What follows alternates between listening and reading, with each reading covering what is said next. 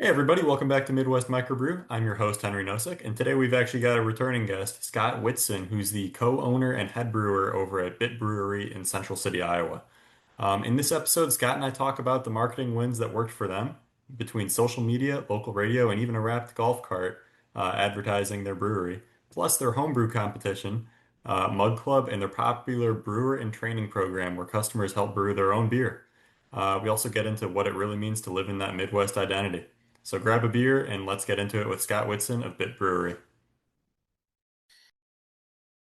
Hey Scott, how are you doing today? It's good to have you back on the podcast. Good to see you again. Hey, nice to see you, Henry. All right, so for those of you who missed the first interview, definitely go check that out. But this is actually our second interview with Scott from Bit Brewery. Scott, for those who haven't seen the first interview, would you just go ahead and introduce yourself again? Sure. My name is Scott. Yeah, At all. it is. Yeah. My name is Scott Whitson. I am the head brewer, managing partner, and owner of Bit Brewery here in Central City, Iowa. Central City is a small town, about 1,285 people. And I don't know, I think you count some house pets in that. So small town, small brewery. We're up to 2 barrel batches now. And so we usually have about 14 of our beers on tap. I'll do a guest tap in the summer when we're busy. All Iowa breweries, help other Iowa breweries is kind of why we do that. Yeah, I'm kind of an old guy, and we've been doing this for about 6 years now. Awesome, going strong. Sounds good. Yeah.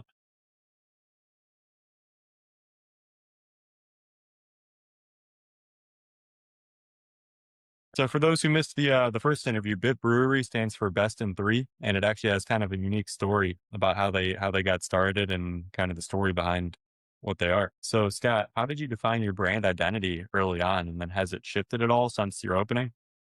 So I don't know how we really defined it other than, we're kind of old guys. There's three of us. We're not very complicated. And so we just went with it. Our kind of ambiance here is, it's an old building that we have renovated, and, we're old guys. We like music. We like old stuff. We like live edge wood. And that's just kind of what we went with. Has it changed? Not really. We're down to two owners now. We bought Jeff out just over 3 years ago. He had life changes, and he kind of didn't have the time to really do this anymore. So we bought him out. It's just been Jason and I for the last 3 years, but we've kept pretty much the basic identity the same. Best in threes, because that's how we started. And Jeff, it was a good breakup.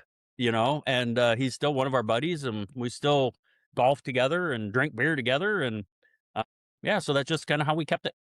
Yeah, nothing wrong with that. Keeping it simple. It's a good core message and keeps it simple, and it's been working for you guys clearly. So We're simple guys. yeah, can't go wrong with that. What marketing channels have actually moved the needle for you guys? Like as far as what you use, do you do like social things, events, or taproom experiences? All the above. I mean, you kind of have to, right? Right. Because different channels hit different audiences. Sometimes they cross over, for beer lovers. But at the end of the day, you're a small business. You want to get your word out, and it kills me that I still pour beer at events, right? You get those sampling events, and then we go to pour beer there, and we do probably, I would say, at least 6 to 8 over the summer, maybe one in the winter. But it kills me that, we still have people coming up and say, well, where's Bit Brewery? Where's Central City? I've never heard of you. It's like, well, we've been here for almost 6 years now. So, you can do whatever you can do for marketing, but at the end of the day, you still have people that don't see your stuff. I read that, on Facebook, for by itself, your audience roughly sees you get 2% of your audience sees a post roughly. And, all this SEOs are trying to tell you, oh yeah, post all the time. And it's like, well, I don't want to post all the time and bug people. And they're like, well, technically, your people, only 2% of your people see your message. I'm like, well, that kind of sucks. And so I don't post a lot just because, it's like, I feel like I do the same posts all the time. Mhm. I'm creative, but I don't like taking the time to be creative. And sometimes, I'm not one of those people that I see something, I have to take a picture, I have to put it online. That's not me. Right. And so, maybe I'm not the best marketing person in the world because of that. But at the end of the day, I try to do, a few posts a week on Facebook, Instagram. Pretty much given up on X. Uh, we use Untapped for our menu. So, I pay for Untapped. They also house my website for me. So I post all my events through Untapped. We still do paper flyers up in the local store, the bank, the post office, the local places that, majority of the town people go. I do YouTube videos every once in a while I do this radio thing once a week. It's like a minute where I just kind of talk about anything new that's happening at the brewery with beers or whatever. And sometimes I'll put some pictures with that audio, and I'll post that on YouTube or Facebook or Instagram or just cross platform. And then every once in a while I'll do a TikTok. And the kids, my daughter especially, my middle daughter, she loves TikTok, and she's like, "Hey, Dad, we need to do this." And I'm like, "Buddy, that's going to make me look kind of like an idiot." She goes, "Yeah, I know." I'm like, "Okay." So we do it, and it's like, bam, 90,000 views. I'm like, "Well, okay. I guess that was a good idea." But I got, the kids work for me. They give me different ideas about what's trending on TikTok, and I try to do one every once in a while, but that's not my thing. Yeah. But I try to use it as a Yeah. tool. Uh, we Yeah, still, those algorithms are interesting the way that they kind of pick up like that. yeah, and then they change too, and it's like, well, this post is similar in content than that post. Why is this one getting so much more hits? And it's like, it's like it's a moving target. Right. And- Oh yeah. But it's free, so that's the best part about it. Yeah. It's free to use, although it takes my time to do it, which I try not to invest more than maybe 2-3 hours a week in social media. Yeah. Because at the end of the day, I'm the janitor, I'm the bookkeeper, I'm the payroll guy, I'm the repairman, I brew the beer, I sell the beer, I make pizzas. Jason handles most of the ingredient procurement and coming up with most of the pizza recipes and stuff. I still do them once in a while just because I like to eat and I love to cook. uh, but yeah, I mean, you only got so much time a day. Yeah, and you got a full plate already. That makes sense. Yeah. Yeah. Interesting. I never knew how many jobs you would have to do and how often you would have to do them. Yeah. Yeah, that's part of it for sure. Yeah. But what else marketing? We have a little newsletter that is local to a few of the towns surrounding us. Mhm. We'll do little marketing things in there every once in a while, mostly just to support the paper because I don't really think it does us any good. I do the radio thing. It's a local radio station, locally owned radio station. It kind of handles, I don't know, probably 50, 70 miles kind of us and north by about 70 miles. And then, it's in a town that's only like 25 minutes away from us, just Yeah. north, opposite way of Cedar Rapids, which is the bigger city closest to us. Cedar Rapids is about 25 minutes away. We've tried really different marketing strategies. I've tried, we have a baseball softball complex that opened up just down the road from us about, I think it's like 10 minutes straight north between us and Marion. I wrapped their golf carts or with my logo a couple of years ago, and you know, It's a good idea. Yeah. I tried it. Yeah. They were bringing in, I want to say it's like 170,000 unique visitors to that complex from like April to October. It is Wow. it's a staggering amount, but the Yeah. place is always full in the summer. Tried that, and the best way that we can tell what is working for us and what is not in marketing is we've got everybody here trained to tell us when we have new people. So Mhm. we make it a point of Jason or I, or who's ever in charge at the day, gets aware of this, is aware that it's a new person. And that's one of the things we say. We thank them for coming, and we ask them, how did you hear about us? Yeah. By far, social media and the radio is what's bringing us the most business outside of word of mouth. We still do have a pretty good Google search happening. that is, breweries near me is one of the top ones that we seem to be getting on Google, or restaurants near me is another one. Mhm. Breweries near me and restaurants near me are the top two. I think actually restaurants near me is higher on the Yeah, search. those would be good ones to rank for. Exactly. So we rank pretty good on those. So yeah, I mean, we try a lot of different stuff, and it's just like, you know, marketing is just so hard to know what works and what doesn't. But anecdotally, we try to get the intel from the new customers. Yeah, no, and that's a good way to do it. You can actually see what's moving the needle for sure. And then you got like AI and stuff. That's going to be big as far as how people are finding people, finding Uh, businesses. yeah, that just kind of makes me nervous. It's like, we've got enough shit on the internet that is not accurate. And now we've got people playing around with AI creating more things that are inaccurate potentially. So, a lot of people see the good of AI, and I do see the good in, Yeah, creating graphics or pulling data from a report, or getting data on a piece of equipment that's used that I might be trying to buy. Those are all good things, but at the end of the day, for every good thing, there's bad things associated with that too, and we just have to be very cognizant of all that crap.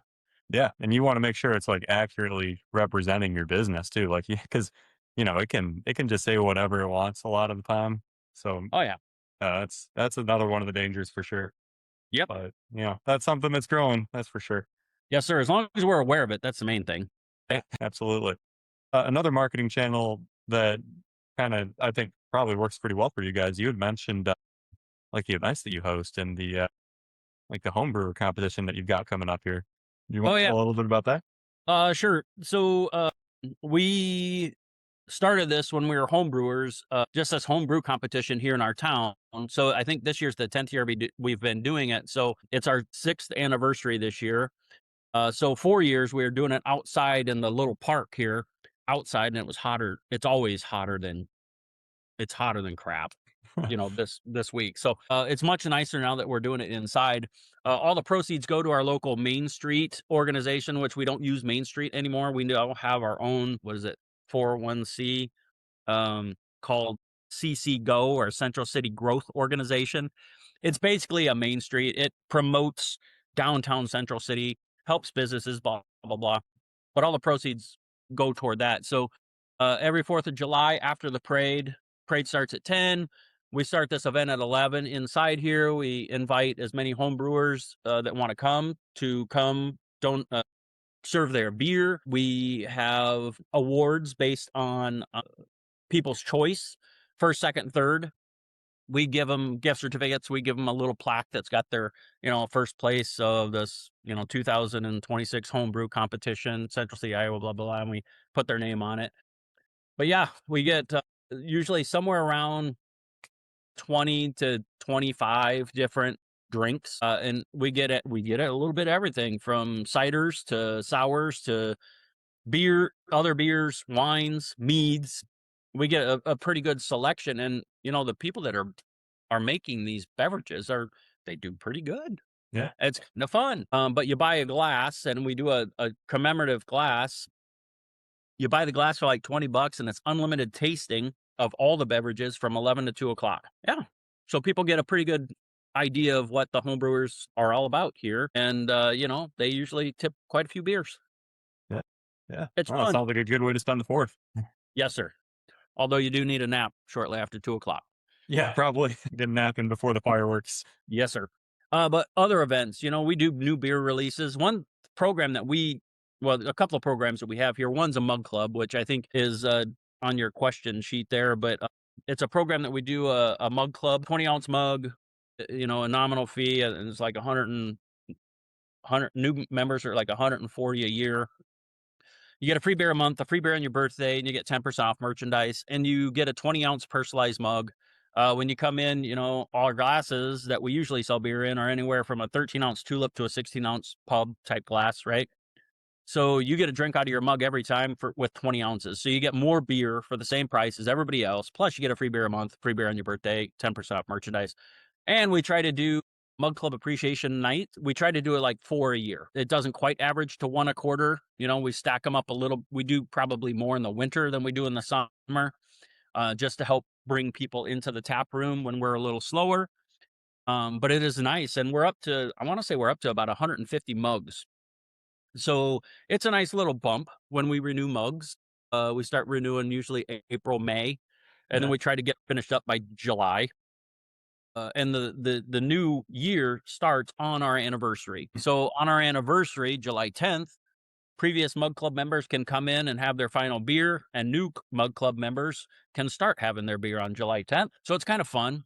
And then with that, we do what we call a Bit membership, or a brewer in training is kind of the spoof we do off of that. So we, charge a nominal fee. I think it's now $4.99 plus tax. But you get to help me come up with the beer that you want to brew. So you tell me what beer you like, what style, why you like it. I come up with a recipe. You come help me brew the beer. I buy breakfast, lunch, or lunch, dinner, depending on what time frame we do it in. So you're helping me brew. It's kind of like that. What's that movie with Billy Crystal? God, it's old movie. It's like a working ranch type of thing, right? You come and you help Oh, me. I know what movie you're talking about. It's like a Western, right? Yes. Yeah. Jack Palance is in it. I can't City think of. Slickers. Yes. Yeah. It's like City Slickers, Yeah. but you're helping me brew beer. So I let people, mill the grain. I let them dump the grain in the mash tun. I let them stir the mash tun. They, measure out the salts, brewery salts. And, I just let them be part of the process, and it's kind of fun. It's usually about an 8-hour day. Yeah. People seem to get a pretty good appreciation for what brewing is actually like, because Mhm. they think I just stand around and drink beer a lot and push buttons. Well, that's not quite the case. So anyway, you come help me brew a beer. We release it when you like, whether it's on an anniversary, a birthday. I've got one guy releasing it on the Iowa State game, because I think I, yeah, it's Iowa State game. That's just what he wanted. I don't know why, but it gives the people a chance to invite their friends and family to kind of celebrate their beer that they helped create. I let them pour the first beer off the tap. It's on me. I usually give them at least another free mug of beer, because part of it is you get entered in the mug club as well. So they get a couple of mugs for free, and they bring in their friends and family, and we just kind of have a big party. That is actually one of the best things that we've done. One, because nobody else does it. Yeah, that's super unique. I think people are afraid of the liability aspect of it. So far to date, we've been very fortunate that we've had no incidents, but I'm kind of a paranoid freak about a lot of stuff. So, I tell people, do not touch this at all. This could burn you, and it wouldn't burn them. It would just kind of hurt a little bit if they touched it. But I'm very diligent about making sure the safety component. That helps. But we get a lot of new people in the brewery that way, which, is in turn a marketing strategy. And, even $500, it's not a big amount for us financially to earn $500 for this brewing experience, because it does take time and coordination on my part to try to get it all done. But one of the biggest things, benefits out of it that we get, one, we get a good party usually, but Mhm. more so, they bring in new people. And Yeah. that's what it's all about, is getting new people in here and showing them how cool the brewery is and Well, like you how much. said, no one else is doing it. If it's unique, that's what people are going to be talking about. And that's a good word of mouth thing. That's a good way for people to find you. But it's worked out really well for us, Mhm. and I've got a lot of Bit members all stacked up here. We've got, like, I don't know, 6 Bit member releases from now until October, and anything from, the one that I was talking about is an amber ale. I just did a really super hoppy New England a few weeks ago. Did a Czech Pilsner like 3 weeks ago. First time I've done a Czech Pilsner. Uh, the guy's Czech, and he wanted to, celebrate his heritage or whatever. Just a variety of beers, but it's been a great marketing tool for me. Yeah. I also brew beer for the local AMVETS, Post 37 here in town. They like to have their own beer to celebrate things, right? So this latest one I'm doing is they're releasing a red raspberry cider on the 4th of July. They come up, I help them come up with a logo and a name, and we slap it on some cans, and they sell it during their party. They do a Yeah. party in the street. And so it's kind of nice, because I get marketing out of that. I'm supporting them, they're supporting me. They buy my root beer. They like Mhm. having my root beer on tap, so that's pretty cool, or in bottles, I should say. It's been a great relationship. Local golf course, I usually brew a beer for them at least once a year. So all those things, I look at them all as marketing. Even when I sell kegs, I don't make a lot of money on my kegs because I'm small scale and I don't do big batches. So my cost for a keg of beer is a lot higher than somebody like Big Grow who has a, what is it now? Is it 200 barrel system? It's freaking huge. It's a big one, yeah. Yeah. Their cost of a keg is significantly reduced just due to volume of scale. So the way I look at all these things is marketing Right. because I'm trying to drive people back to my tap room where your profit margin is the highest. Yep. No, that makes sense. Yeah, anything that's getting your name out there, that's kind of like the unseen. I mean, there's like an unseen, kind of hard to quantify profit that you get just by, the word of mouth and the great events that are drawing more people in. Yeah. So, But we're always trying to do new stuff just to kind of, because everything changes, right? People's interests change. I mean, mhm. when I was younger, I mean, it was like I remember all this shit about online MySpace and blah blah blah, and then Facebook, and then all this other crap has popped up. I don't even know what the apps are that the kids are using these days. Yep. But my point there is everything's always changing. Yep. Yeah, and out of all the breweries that I've talked to, you guys are certainly some of the most creative, and I'm glad it's been working out for you for sure. Thanks, man. Yeah. Getting into kind of like the Midwest aspect, since it's Midwest Microbrew, I got to ask questions like this. So you guys are located in Central City, Iowa, probably about as Midwest as it gets. How Yep. have you leaned into your Midwest identity? Or I if you mean, have? I mean, I don't know if we really have, other than we're nice guys from Iowa, and we try to show Iowa nice. Yeah. Yeah. I guess anytime I'm anywhere, I open doors for old people, or I take a shopping cart back, just like I did for lunch. This old guy, I helped him outside with the shopping cart because nobody else was available, and I took the shopping cart back. And I'm always in bit attire, Yeah. so do people notice? I don't know, but I think that kind of stuff. I mean, I think it makes a difference to some Yeah. people. That's certainly a good representative of Midwestern hospitality, right? That I guess I try, Yeah. right? And I don't know if it helps, but at the end of the day, it's not an act. It's just that's what we do, and I think it comes through Yeah. It's on authentic. even in the tap room. Awesome.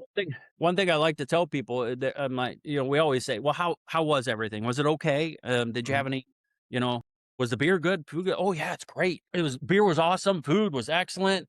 Had a great time. I'm like, well, okay, thanks. But I tell you what, if we ever don't give you excellent food or excellent beer, I need you to tell me because I don't, I, if something happens and I don't know, I can't fix it. And I think that also maybe rings true to some people about, yeah, I think they really mean it, Yeah. which we do. Yeah. Wow, that's great. Getting into some of our final questions here. What's a marketing swing that you took and maybe didn't work out as well as you'd like, but what did you learn from it? Well, that one that I was talking about where we wrapped the golf carts at this place, I had never heard anyone ever say that they saw our logo on the golf cart. Mm. Even the people that said, "Oh yeah, I was up here playing ball." I said, "Oh, did you see our logo on the golf cart?" They go, "Oh no, I just Googled restaurants near me or breweries near me." It's like, so even the people that came from that place said that most all of them said, "No, I just Googled what's near me." And I was like, "Oh, okay." So that was a little bit of a swing and a miss. And, it wasn't cheap to wrap that cart, or signs on the cart. For me, $2,500 for marketing for a year, that's a pretty significant amount. And I just don't think it gave us the bang for our buck. Did people see it and subconsciously think, "Oh, I bet there's a brewery in close," maybe, but Hard to no say. one ever said they saw it at that place that came in from that place. So, Yeah. what did I learn from it? I learned that people don't really look at golf carts that much at a place that you play baseball at.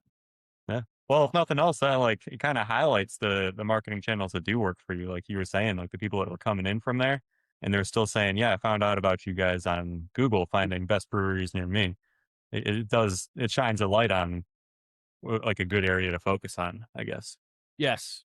And I really haven't done I don't even know what Google called it. Used to be called AdWords, where you could buy a premium placement on searches. Oh, yeah, that's I don't know what they call it now, but that's one of those things. I think if we've tried to get in that place organically, yeah. and I think we've done a pretty good job over the last 5, 6 years that, people go, "Oh, are you tired of being on the second page of a Google search?" And I write back saying, "I'm never on the second page of a Google search, but thank you for asking." So yeah, the organic growth has been great on Google primarily. And I mean, nobody says, "Oh yeah, I Yahooed them." Yeah, no, nobody uses Yahoo or MSN or whatever the other search pages are. It's like everybody uses Google. Yep. It's Google and it's AI. Yeah. That's the places to be Yeah. for sure. Yeah. No, that's good. That's awesome that you guys are getting that organic growth on Google. That's huge for sure. I guess to kind of get into my final questions here, what's the best way for people to keep up to date with what you guys are doing and find out about the new events? Yeah, so social media is always good. Once a week, I put out a calendar for that week on social media, just to highlight what's going on. And I mean, usually it doesn't change that much, but at the end of the day, I try to be consistent on getting it out. So social media by far is the best spot, but our website, because I put all of our events on our website. And if people, like I try to tell people on the radio thing, if you subscribe to us as a venue on Untapped, UNTAPPD, the Untapped app, which is free, you can potentially get alerts every time we tap a new beer, which is pretty much every other week, if not every week. Awesome. It's it's That's a good way to easy stay way. in touch. Of course. Yes. Any final thoughts or messages for people who might be considering a visit after this interview? No, just come on, hang out, have fun. We Yeah. do live music usually at least once a week, typically on Saturdays. This week, I think we have live music on Sunday. We do an early one on Sunday from like 2 to 4:30 to kind of catch the people that don't want to stay out very long, or they're just wanting to do something on a Sunday afternoon. Usually it's a little bit of an older crowd.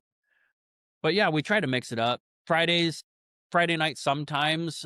We try Friday nights more in the winter, because I do track data about how many people come in for music events. And it seems that Friday nights work better after football season is done, right? Because a lot of times they go Friday night football. But yeah, I mean, we try different stuff, and we usually have different events going on. Music bingo, trivia once a month. We do a cork and canvas where you paint the picture thing. We do that once a month. Yeah, it's just kind of we mix it up. Yeah. Yeah. Something new. And if Something anybody to has any stay excited about for sure. Yeah, and if anybody has ideas to try, like, one of my staff members goes, "Hey, my father-in-law does this thing down in their retirement community. It's called true or false." And he just asks a bunch of true false questions, and every time you get an answer right, you get a point, blah blah blah. And it's like, "Would you want to try that here?" I'm like, "Sure, why not? Let's Yeah. try it. Yeah. See what Absolutely. happens." That sounds great. Well, Scott, you've got one of the most creative and unique breweries that I've talked to, and I had a pleasure talking to you again. Thank you so Same much. here, Henry. Thanks for your time, buddy. Absolutely. Come have a beer with me next time. I certainly will. Yeah. Next time I'm out in Central City, if it's only 25 minutes away from Cedar Rapids, I could get out there kind of easily. Let me know when you're coming, and I'll buy you a beer. Sounds great. Love to do it. All right. Thanks. Alrighty, guys, that's going to do it for today. Be sure to check out some of our other exclusive interviews with the people from the best breweries in the Midwest. Bye now.